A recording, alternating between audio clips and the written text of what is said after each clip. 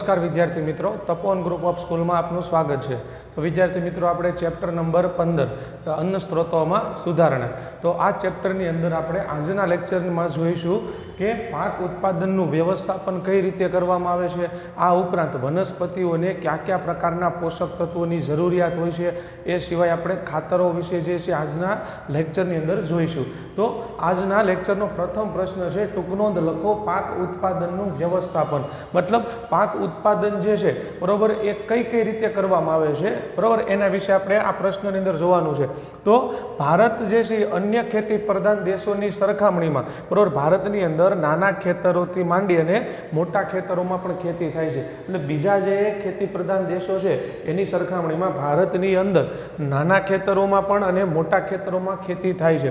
बीजुं आ कारणे विविध खेडूतो पासे भूमि એટલે કે जमीन, धन, सूचना એટલે કે माहिती बराबर अने तकनीक एटले के टेक्नोलॉजी जे छे तेनी प्राप्यता ओછી अथवा तो वधु होय छे। मतलब के जे मोटा खेडूतो होय, जे खेडूतो पासे जमीन वधारे होय एवा खेडूतो जे छे बराबर एनी पासे जमीन वधारे हशे, पैसा वधारे हशे, अलग अलग माहितीओ वधारे हशे अने आ उपरांत तकनीक एटले के टेक्नोलॉजीना साधनो पण केवा हशे वधारे। जे खेडूतो नाना हशे बराबर ए नाना खेडूतो पासे आ दरेक वस्तुनी प्राप्यता केवी हशे, ओછી हशे। बीजुं के आर्थिक परिस्थितिओ जे छे खेडूतने विविध खेत प्रणालीओ એટલે કે विविध खेत पद्धतिओ અને તકનીકો એટલે કે ટેકનોલોજી અપનાવવામાં અગત્યની ભૂમિકા ભજવે છે। હવે જો આર્થિક પરિસ્થિતિ કઈ રીતે ટેકનોલોજી અને અલગ ખેત પ્રણાલીઓ જે છે અપનાવવામાં મદદ કરે, કારણ કે જો કોઈ ખેડૂત આર્થિક રીતે સદ્ધર હોય બરાબર, પૈસે ટકે એની પાસે પૈસા વધારે હોય, તો એવા જે ખેડૂતો છે એ ખેડૂતો વિવિધ પદ્ધતિઓથી ખેતી કરશે। બીજું એ ખેડૂતો પાસે વિવિધ ટેકનોલોજી એટલે કે ખેતી કરવા માટેના વિવિધ પ્રકારના સાધનો આ બધી વસ્તુઓ હશે।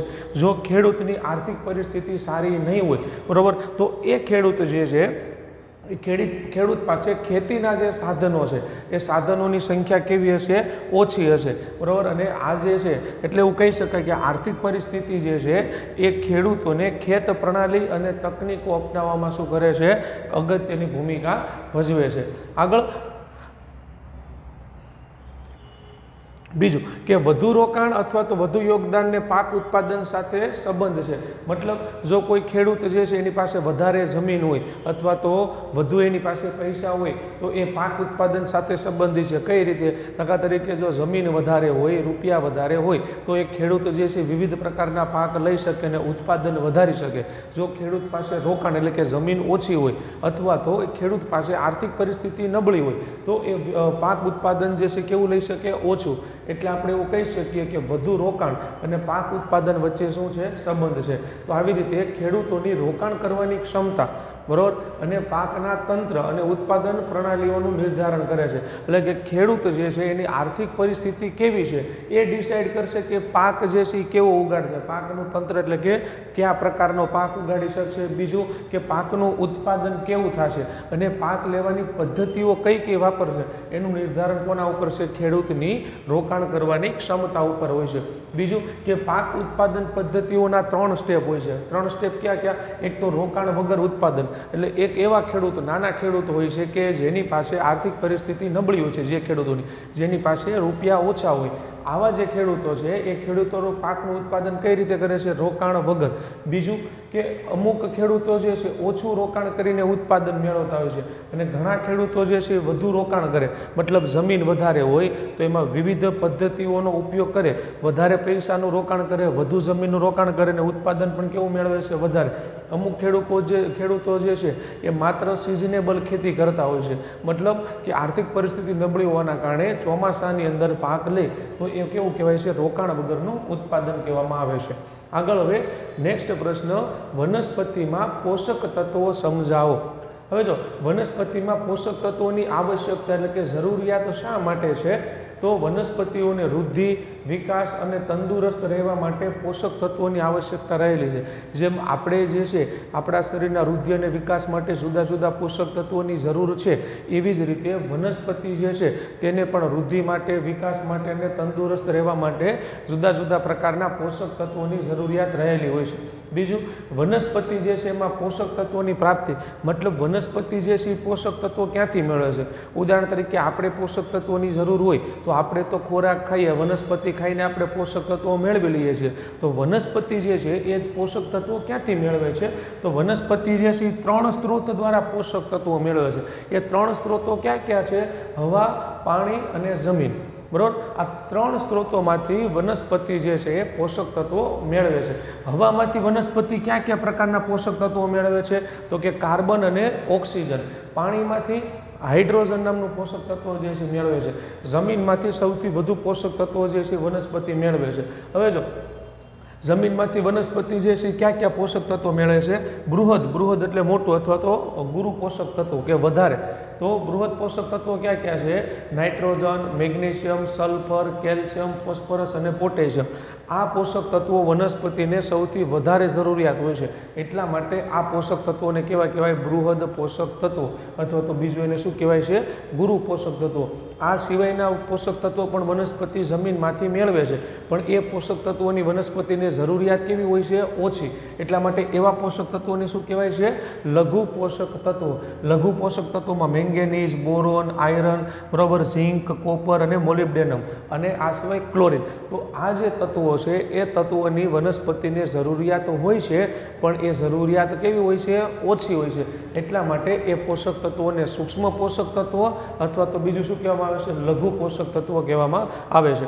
તો આવી રીતે વનસ્પતિ જે છે હવા, પાણી અને જમીન એ ત્રણેય જગ્યાએથી શું કરે છે? એને જીવનમાં જરૂરી એવા પોષક તત્વો મેળવે છે. બીજું, આ ઉપરથી એવું સ્પષ્ટ થાય છે કે વનસ્પતિ જે છે એ જમીનમાંથી 13 પોષક તત્વો મેળવે છે, પાણીમાંથી 1 અને હવામાંથી કેટલા? 2 પ્રકારના પોષક તત્વો જે છે એ મેળવે છે. બીજું કે જમીનમાંથી વનસ્પતિને આ જે 13 પોષક તત્વો મળે છે એ 13 પોષક તત્વો પૈકી 6 પોષક તત્વો જે છે એની જરૂરિયાત વનસ્પતિને કેવી છે? વધારે. અને જે પોષક તત્વોની જરૂરિયાત વધારે હોય એવા પોષક તત્વોને શું કહેવામાં આવે છે? બૃહદ પોષક તત્વો, અથવા તો એને ગુરુ પોષક તત્વો તરીકે ઓળખવામાં આવે છે. આ સિવાયના 7 પોષક તત્વો જે છે એની જરૂરિયાત વનસ્પતિને કેવી છે? ઓછી હોય છે. અને ઓછી જરૂરિયાત હોય એટલા માટે એ 7 પોષક તત્વોને શું કહેવામાં આવે છે? સૂક્ષ્મ પોષક તત્વો, અથવા તો એને લઘુ પોષક તત્વો તરીકે ઓળખવામાં આવે છે. આગળ, પોષક તત્વોની ઉણપ. હવે જો વનસ્પતિને પૂરતી માત્રામાં અથવા તો યોગ્ય માત્રામાં પોષક તત્વો ના મળે, બરાબર, તો શું થાય? તો જો પોષક તત્વોની ઉણપના કારણે વનસ્પતિઓની પ્રજનન ક્ષમતા, એની વૃદ્ધિ અને રોગો સામેની સંવેદનશીલતા ઉપર શું થાય છે? અસર પહોંચે છે. મતલબ વનસ્પતિમાં પ્રજનનની ક્રિયા નહીં થઈ શકે, વૃદ્ધિ અને વિકાસ સારો નહીં થઈ શકે જો પૂરતા પોષક તત્વો નહીં મળે તો. અને રોગો સામેની સંવેદનશીલતા, મતલબ એ વિવિધ રોગોનો સામનો કરી શકશે નહીં. તો વનસ્પતિ તંદુરસ્ત વૃદ્ધિ અને વિકાસ થાય, તેમજ એ રોગો સામે લડી શકે એ માટે એને પૂરતી માત્રામાં પોષક તત્વો જે છે મળવા જરૂરી છે. હવે નેક્સ્ટ વાત કરીએ. હવે જો જમીનમાં પૂરતા પોષક તત્વો ના હોય, બરાબર, કે જમીનની અંદર પોષક તત્વોની માત્રા ઓછી છે, તો એવા સમયે આપણે કયો રસ્તો અપનાવી શકીએ? તો એના માટેનો રસ્તો શું છે? ખાતર. મતલબ જો જમીન પૂરતા પોષક તત્વોવાળી નથી તો એવી જમીનમાં આપણે ખાતરનો છંટકાવ કરી અને શું કરી શકીએ છીએ? વનસ્પતિને જરૂરી એવા પોષક તત્વો જે છે એ પૂરા પાડી શકીએ છીએ. ઉદાહરણ તરીકે જ્યારે આપણે બીમાર પડીએ છીએ, આપણે કોઈ રોગ થાય છે, તો એ રોગ થવાનું ઘણી વખત કારણ એવું છે કે આપણા શરીરમાં પોષક તત્વોની ઉણપ હોય. તો આવા સમયે આપણે જે દવા લઈએ છીએ, બરાબર, એ દવાની અંદર શું હોય છે? જરૂરી એવા પોષક તત્વો હોય છે કે જે પોષક તત્વો આપણે બહારથી લઈએ છીએ. તો એવી જ રીતે જો જમીનની અંદર પૂરતી માત્રામાં પોષક તત્વો ન હોય ત્યારે એ વનસ્પતિને પોષક તત્વો પૂરો પાડવા માટે શાની જરૂર પડે છે? ખાતરની. મતલબ ખાતર દ્વારા આપણે વનસ્પતિને જે પોષક તત્વો ઘટે છે એ પૂરા પાડી શકીએ. આગળ, તો વધારે પાક ઉત્પાદન મેળવવા માટે જમીનમાં પોષક દ્રવ્યો ઉમેરવા માટે 2 પ્રકારના ખાતરની જરૂર પડે છે. એક તો છાણિયું ખાતર અને બીજું આવે છે રાસાયણિક ખાતર. બરાબર, ખાતર જે છે એના પ્રકાર કેટલા છે? 2. એક આવે છે છાણિયું ખાતર અને બીજું ખાતર એટલે કે રાસાયણિક ખાતર જે છે એની આવશ્યકતા રહેલી છે.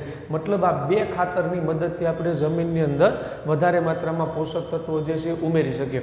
બીજું, બૃહદ પોષક તત્વો ક્યાં ક્યાં છે અને એને ગુરુ પોષક તત્વો કેમ કહેવાય છે? બૃહદ એટલે વધારે, એવું કહી શકાય, બરાબર. તો બૃહદ પોષક તત્વો ક્યાં ક્યાં છે? Nitrogen, potassium, calcium, phosphorus, magnesium અને સલ્ફર, બરાબર. આ પોષક તત્વોને ગુરુ પોષક તત્વો કહે છે. શા માટે? કારણ કે વનસ્પતિને આ પોષક તત્વોની જરૂરિયાત કેવી છે? વધારે છે. એટલા માટે આ પોષક તત્વોને શું કહેવામાં આવે છે? બૃહદ પોષક તત્વો તરીકે ઓળખવામાં આવે છે, બરાબર. આગળ વાત કરીએ હવે ખાતરની. તો વનસ્પતિ જે છે એનું પોષણ કેવી રીતે મેળવે છે? તો આપણે વાત કરી કે વનસ્પતિ જે છે હવા, પાણી અને જમીનમાંથી પોષક તત્વોનું શોષણ કરી અને તેનું પોષણ જે છે એ મેળવે છે. વનસ્પતિની વૃદ્ધિ માટે આવશ્યક એવા 16 પોષક તત્વોમાંથી કાર્બન, ઓક્સિજન વનસ્પતિ ક્યાંથી મેળવે છે? હવામાંથી. હાઇડ્રોજન પાણી દ્વારા મેળવે છે અને બાકીના 13 પોષક તત્વો જે છે એ શામાંથી મેળવે છે? જમીનમાંથી વનસ્પતિ જે છે એ પ્રાપ્ત કરે છે. પણ આપણે વાત કરીએ કે ઘણી વખત જમીનની અંદર પોષક તત્વોની માત્રા પૂરતી હોતી નથી. તો એ પોષક તત્વોની માત્રાને પૂર્તિ કરવા માટે આપણે જમીનમાં શું ઉમેરવું પડે છે? ખાતર જે છે એ ઉમેરવું પડે છે. તો હવે ખાતરની વાત કરીએ તો ખાતર જે છે એના પ્રકાર કેટલા છે? બે પ્રકાર. ક્યાં ક્યાં? સેન્દ્રિય ખાતર અને બીજું કયું આવે છે? રાસાયણિક ખાતર, બરાબર. તો આપણે પહેલા વાત કરીશું સેન્દ્રિય ખાતરની. હવે સેન્દ્રિય ખાતર જે છે એ સેન્દ્રિય ખાતર કઈ રીતે બનાવવામાં આવે છે? તો કે પ્રાણીઓના મળ અને વનસ્પતિઓના કચરાના વિઘટનથી આ ખાતર જે છે તૈયાર કરવામાં આવે છે. એટલે કે ગાય, ભેંસ, બળદ આ જે પ્રાણીઓના છાણ હોય છે, બરાબર, એ અથવા તો વનસ્પતિ જે છે તેનો કચરો, એટલે કે વનસ્પતિના પાંદડા, ડાળી ડાખરાઓ અથવા તો શાકભાજી જે છે, વધેલી શાકભાજીની છાલ, આ બધી વસ્તુ જે છે એને કોઈ એક જગ્યાએ ભેગી કરી અને એને જમીનમાં દાટી દેવામાં આવે છે અથવા તો એના ઉપર માટી નાખી દેવામાં આવે છે. જેનાથી શું થશે?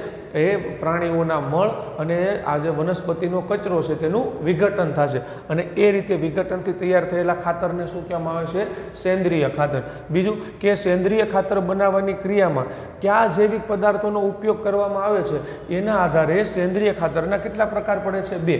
મતલબ સેન્દ્રિય ખાતર એટલે એવું પણ કહી શકીએ કે કુદરતી ખાતર. જે કુદરતી વસ્તુઓમાંથી આપણે જે ખાતર બનાવીએ એને શું કહીએ છીએ? સેન્દ્રિય ખાતર. હવે સેન્દ્રિય ખાતર બનાવવા માટે 2 પ્રકારના કુદરતી પદાર્થોનો ઉપયોગ કરવામાં આવે. તો કયા પ્રકારના દ્રવ્યોનો ઉપયોગ કરે છે એના આધારે એના 2 પ્રકાર પડે છે. એક આવે છે કમ્પોસ્ટ ખાતર અને બીજું આવે છે લીલું જૈવિક ખાતર. એટલે સેન્દ્રિય ખાતરના પણ કેટલા પ્રકાર છે? 2. શેના આધારે આ પ્રકાર પાડવામાં આવ્યો છે કે સેન્દ્રિય ખાતર શેમાંથી બનાવવામાં આવે છે? દાખલા તરીકે કોઈ લીલી વનસ્પતિઓ જે છે એમાંથી બનાવવામાં આવે તો એને લીલું જૈવિક ખાતર કહેવામાં આવે છે. અથવા તો પ્રાણીઓના છાણ અને એમાંથી બનાવવામાં આવે, વનસ્પતિના કચરામાંથી, તો એને શું કહેવામાં આવે છે? કમ્પોસ્ટ ખાતર કહેવામાં આવે છે. આગળ આ જે સેન્દ્રિય ખાતર છે તેના લાભ ક્યાં ક્યાં છે? મતલબ એ કઈ કઈ રીતે આપણે ઉપયોગી છે? તો જો પહેલું, સેન્દ્રિય ખાતર જે છે તેમાં કાર્બનિક પદાર્થોની માત્રા વધુ હોવાથી જમીનને કાર્બનિક પદાર્થોથી પરિપૂર્ણ કરી અને જમીનમાં ફળદ્રુપતા વધારે છે. કાર્બનિક પદાર્થો મતલબ કાર્બનની માત્રા એમાં કેવી હોય છે? વધારે હોય છે. અને કાર્બનની માત્રા વધારે હોય તો કાર્બન આધારિત જેટલા પણ પોષક દ્રવ્યો હશે એ પોષક દ્રવ્યો જમીનમાં સેન્દ્રિય ખાતરની મદદથી ઉમેરાય છે. બીજું કે આ ઉપરાંત સેન્દ્રિય ખાતરમાં રહેલા કાર્બનિક પદાર્થો જમીનના બંધારણમાં સુધારો કરવામાં શું કરે છે? મદદરૂપ કરે છે. જમીનના બંધારણમાં સુધારો કરવો મતલબ જો જમીનનું બંધારણ કઈ રીતે નક્કી થાય? તો કે જમીનની અંદર રેતી, માટી, બરાબર, આ ઉપરાંત વિવિધ પ્રકારના પોષક તત્વો છે, આ બધી વસ્તુનું મિશ્રણ, એટલે એ શું બન્યું? જમીનનું એક બંધારણ થયું. હવે આ જમીનના બંધારણમાં ઘણી વખત કેવું થાય કે અમુક પોષક દ્રવ્યોની માત્રા ઓછી હોય તો અમુકની કેવી હોય છે? વધારે. તો એ જમીનનું બંધારણ યોગ્ય કહેવાય નહીં. પણ એમાં જો આપણે સેન્દ્રિય ખાતર ઉમેરશું તો બધા પોષક તત્વો જે છે એ સમાન માત્રામાં જળવાઈ રહેશે. એટલે એવું કીધું કે સેન્દ્રિય ખાતર જે છે એ કાર્બનિક પદાર્થો જમીનનું બંધારણ સુધારવામાં શું કરે છે? મદદ કરે છે. બીજું કે રેતાળ જમીનમાં જળ સંગ્રહ ક્ષમતા વધારે છે. હવે જો જળ સંગ્રહ ક્ષમતા એટલે શું? કે ઘણી વખત આપણે જમીનમાં સિંચાઈની મદદથી આ જે પાક હોય એને પાણી આપીએ છીએ અથવા તો વરસાદી પાણી જે છે એ રેતાળ જમીનમાં શું થાય છે? રેતીના જે કણ છે એ મોટા મોટા હોય તો એ મોટા મોટા કણના કારણે વરસાદી પાણી છે એ સીધું ક્યાં ઉતરી જાય? જમીનમાં ઊંડે સુધી ઉતરી જાય છે. જેના કારણે જમીનમાં ભેજ જે છે એ જળવાઈ રહેતો નથી. પણ જો સેન્દ્રિય ખાતર ઉમેરવામાં આવે તો એનાથી એ રેતાળ જમીનની જળ સંગ્રહ ક્ષમતા વધી જાય. મતલબ શું થશે? એ જે પાણીનો ભેજ છે ને એ ભેજ માટીમાં જળવાયેલો રહેશે. જેનાથી શું થશે? છોડ જે છે એ છોડને સતત પાણી મળતું રહેશે.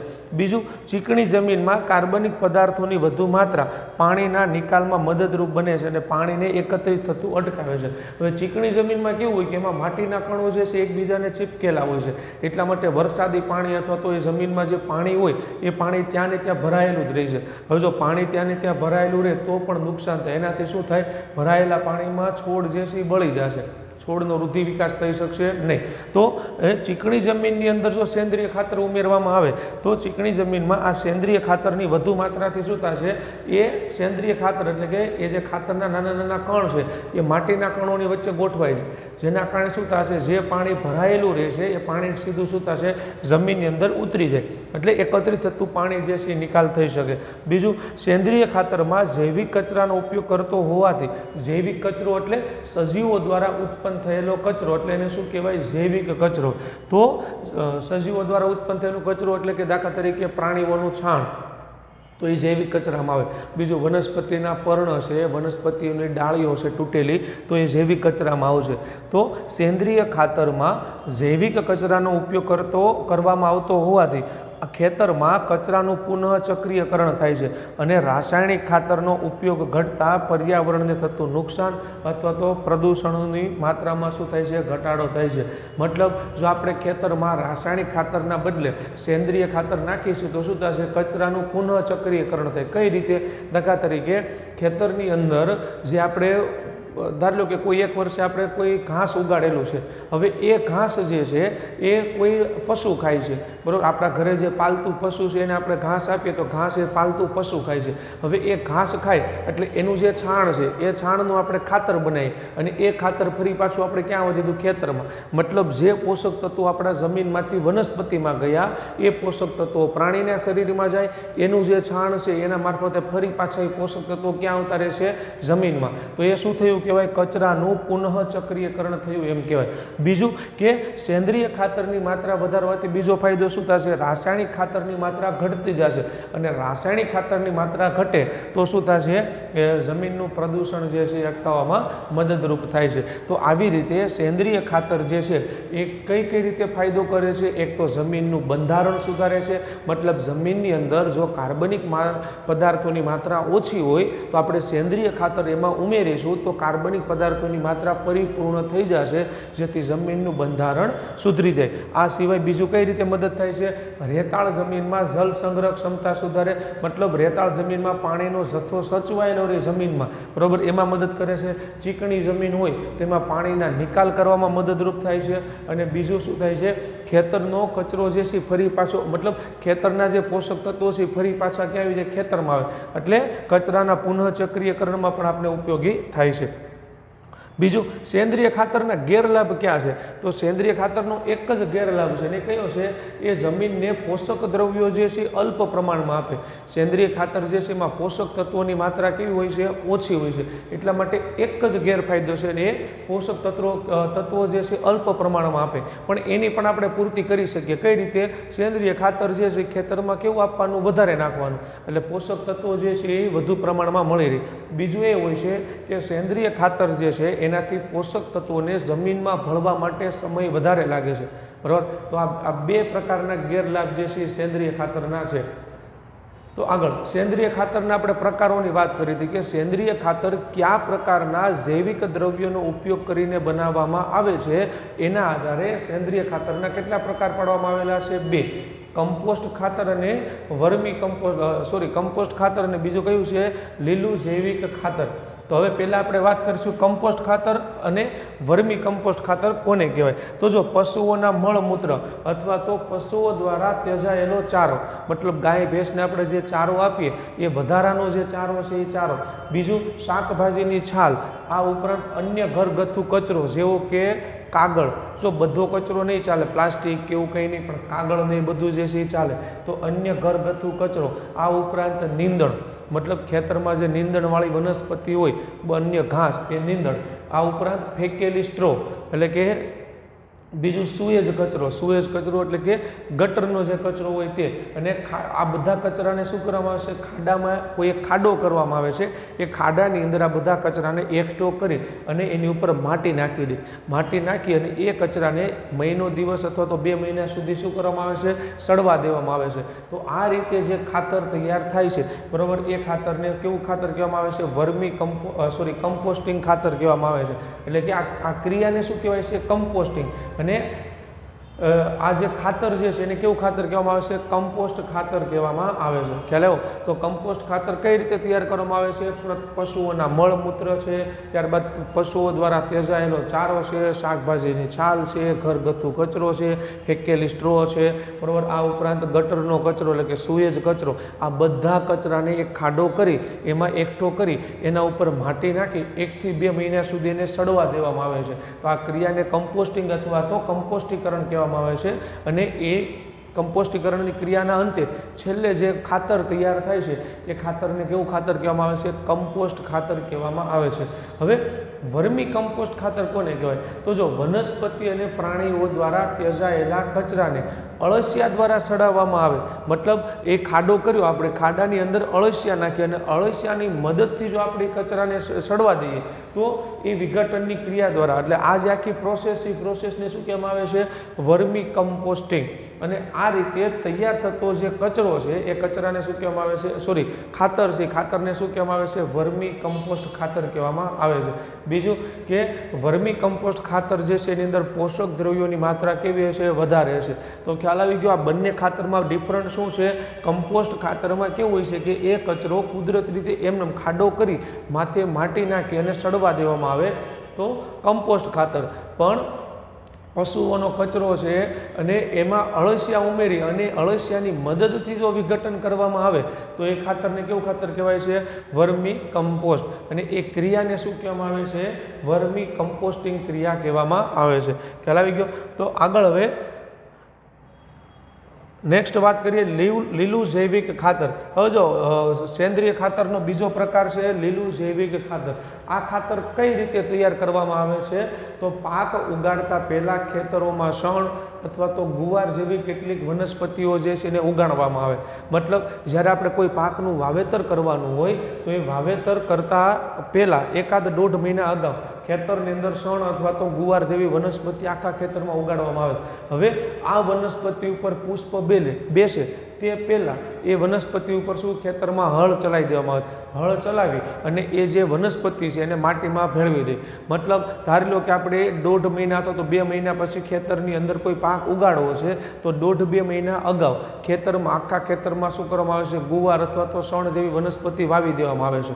હવે આ વનસ્પતિ જે છે એના ઉપર પુષ્પ બેસવાની શરૂઆત થાય એ પહેલાં ખેતરમાં શું કરી દે, હળ ચલાવી દે. હળ ચલાવી અને આ જે ગુવાર કે શણ જે વનસ્પતિ છે એને માટી સાથે ભેળવી દેવામાં આવે છે. બરાબર? તો ભૂમિમાં દટાયેલી આ જે વનસ્પતિ છે એ 4 થી 6 અઠવાડિયામાં એટલે કે 1-1 મહિનામાં શું થશે, વિઘટન પામી અને લીલા જૈવિક ખાતરમાં ભેળવાઈ જશે. બીજું કે લીલું જૈવિક ખાતર જે છે એ જમીનમાં નાઇટ્રોજન અને ફોસ્ફરસ ઉમેરવામાં સૌથી વધુ મદદ કરે છે. એટલે ઘણા ખેડૂતો જે છે એ રાસાયણિક ખાતર નાખવાના બદલે એના ખેતરમાં કોઈ પાકનું વાવેતર કરવું હોય એ પહેલાં શું કરે છે, ખેતરમાં ગુવાર જે છે ગુવાર ઉગાડી અને ત્યારબાદ એના ઉપર હળ ચલાવી અને ગુવારને માટીમાં ભેળવી દે છે, ગુવારના છોડને. બરાબર? અને 1 મહિના સુધી એને જમીનમાં સડવા દે છે અને સડી એટલે શું બની જશે, ખાતર બનશે. એ ખાતરને કેવું ખાતર કહેવામાં આવે છે, લીલું જૈવિક ખાતર કહેવામાં આવે છે. લીલા જૈવિક ખાતરનો ફાયદો શું છે, એ નાઇટ્રોજન અને ફોસ્ફરસથી ભરપૂર હોય છે. એટલે જમીનમાં નાઇટ્રોજન અને ફોસ્ફરસના પોષક દ્રવ્યો જે છે વધુ માત્રામાં પૂરા પાડે છે. ત્યારબાદ ખાતરનો બીજો પ્રકાર આવે છે રાસાયણિક ખાતર. તો રાસાયણિક ખાતર શું છે, એના લાભ અને ગેરલાભ ક્યાં છે તેની વાત કરીએ તો રાસાયણિક ખાતર જે છે અથવા તો વ્યાવસાયિક સ્વરૂપમાં તૈયાર કરેલા વનસ્પતિના પોષક દ્રવ્યો છે. રાસાયણિક ખાતર એ શું છે, વ્યાવસાયિક રીતે એટલે કે ઉદ્યોગો અથવા તો ફેક્ટરીમાં તૈયાર કરેલા વનસ્પતિના પોષક દ્રવ્યો છે.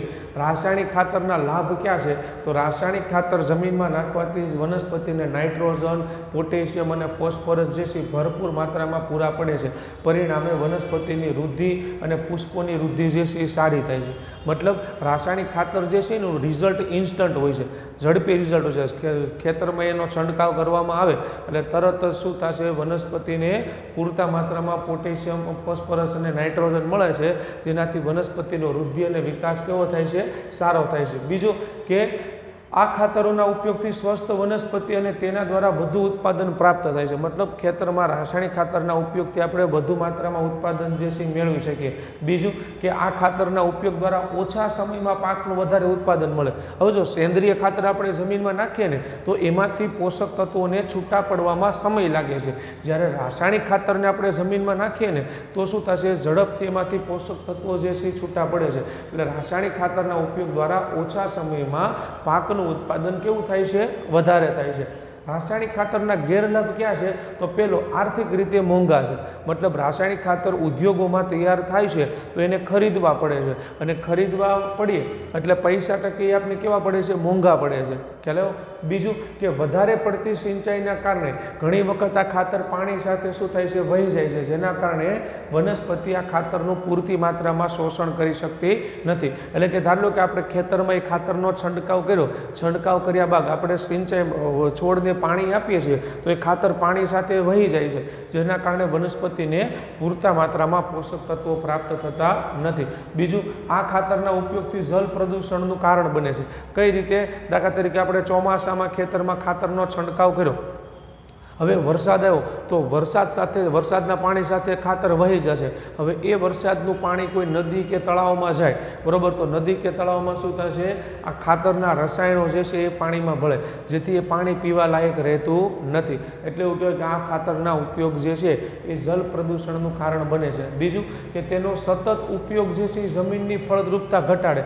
કઈ રીતે? આપણે તો એમ કે ભાઈ આ ખાતર જે છે એનાથી તો છોડને ફાયદો થાય છે, તો આ ખાતરના ઉપયોગથી જમીનની ફળદ્રુપતા કેમ ઘટે? કારણ કે વનસ્પતિના વૃદ્ધિ અને વિકાસ માટે જેટલા પોષક દ્રવ્યો જરૂરી છે એટલા જમીનમાં અળસિયા, બેક્ટેરિયા જે છે એ પણ જરૂરી છે.